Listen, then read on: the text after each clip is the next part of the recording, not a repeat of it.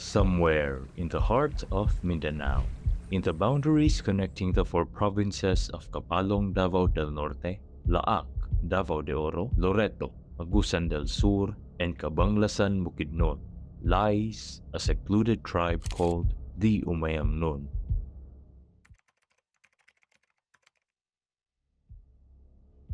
For centuries, they lived far removed from modern society, isolated by thick forests and rugged terrain. Their way of life was shaped by their own rules that to outsiders seemed brutal. Bloodshed was their justice, a stark contrast to the constitutional laws we know.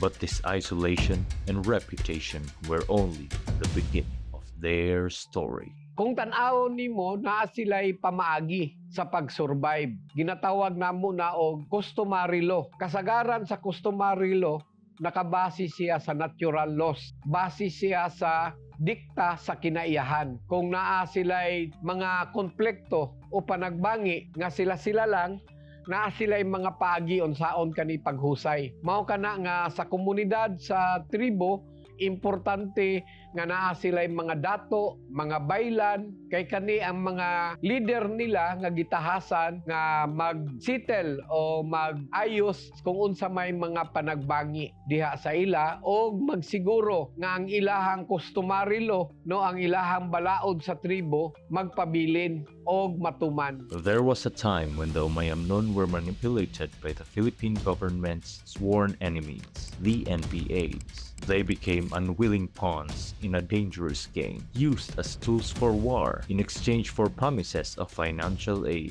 Their name inspired fear, a shadow that loomed over the region for years. Kini nga lugar, nasaturate ni siya sa gitawag nato nga ideolohiya sa New People's Army. Hub ni siya sa tanan nga mga fronte sa NPA dati. Ug ang mga nagpuyo diri puro halos ang among giabutan, membro sila formerly sa Rivel. Wala mi kalambo sa una nga panahon kay animang good ang mga NPA nga niglubog dire sa amoa. Mauna nga tahado mi ang kaliwatan namo wa mi makaliho kay nakasubay mi sa amo nga mga ginikanan. Apil ko sa una, 8 ka tuig na ako sa kalihukan. The tribe's location, remote and inaccessible, meant they were cut off from educational opportunities. Essential skills for survival and growth slipped out of reach. For many years, the outside world turned a blind eye, their reputation making others hesitant, even afraid to offer help. But deep within the tribe, a change was stirring. Ang adlaw-adlaw nga panahon sa mga dato kanunay nagahusay sa problema. Tungod sa mga nanglabay nga panahon, nga ang ilang ginasitel para mabalik ang Kapsay Kalinaw, gilingkuran ang katong mga kanhing problema. Katong patay diri, patay didto, kasamok diri, kasamok didto, giplastar gyud og maayo sa mga tribal leader nato karon nga nagalingkod nini. Namalik ang mga tribo pag surrender sa gobyerno nato. Almost 100%. Ang nagatabang sila sa pagprotekta silang ancestral domain nga gitawag nga tribal force, which is the Bagani. Mao ni sila ang mga tao nga nagabantay sa palibot nga dili na masudlan sila sa mga unsa mga klase nga mga paghulga sa ilang kultura. Amo gyapon gibaton ug gimatuto ang amo nga kinaraan nga mga pamaagi, pero ang uban amo nang gibiyaan. Ang gibiyaan namo kadtong pagpatay sa tao bisag gamay ra dili ka sa una, amo nang gipang-anob na nga mga kinaiya. Spearheaded by their leaders, the tribe began to shift their perspective. The ways that once defined them, ways that brought fear, gave way to understanding and growth. The tribe shed their past and embraced a future filled with hope. Today, they're no longer the feared warriors of old, but a community striving to find its place in a fast-moving world.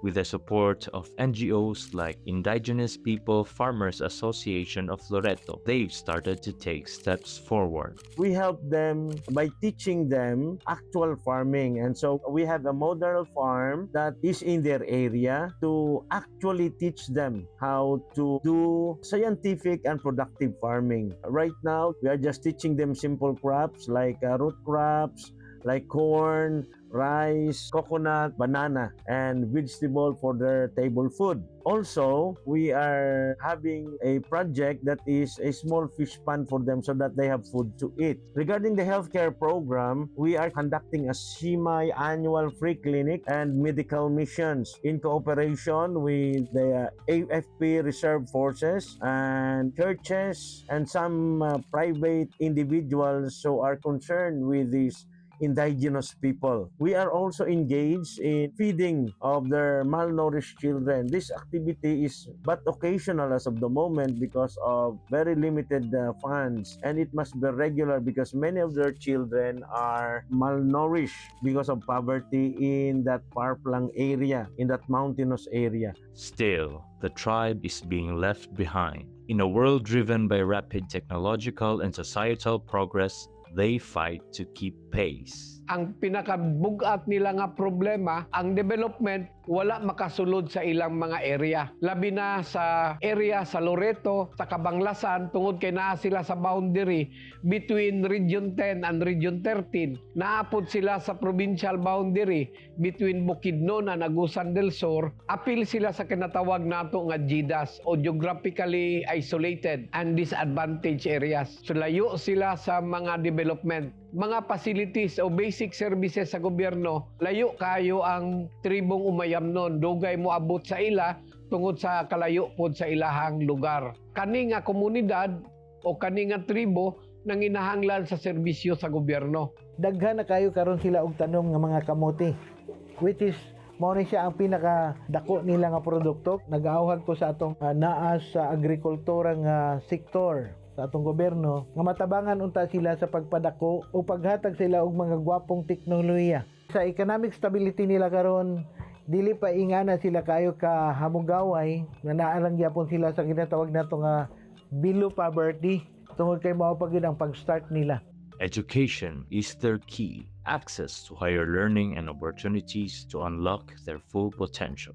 Hantod karon daghan sa ilang dili pa makabasa, dili kabalo mosulat. Ganing ilang mga batan-on diri sa kadaghan-daghan halos sa ila way kurso nga gigraduaran. Kung kulang ka sa edukasyon, dili ka makaapas sa pakig-discuss o pag-participate sa ato ang gobyerno. So importante nga ang maong mga lugar kung asa ang tribo mahatagan og mga eskwelahan. Subo kayo kay ang kalaban sa gobyerno nga mga komunista mao pa hinuoy nakasugod pagbuhat og mga eskwelahan, ginatawag na lumad schools. Sa pagkakaron ang DepEd na siya ginatawag nga last mile school program, katutong programa sa mga eskwelahan para sa mga lagyong dapit.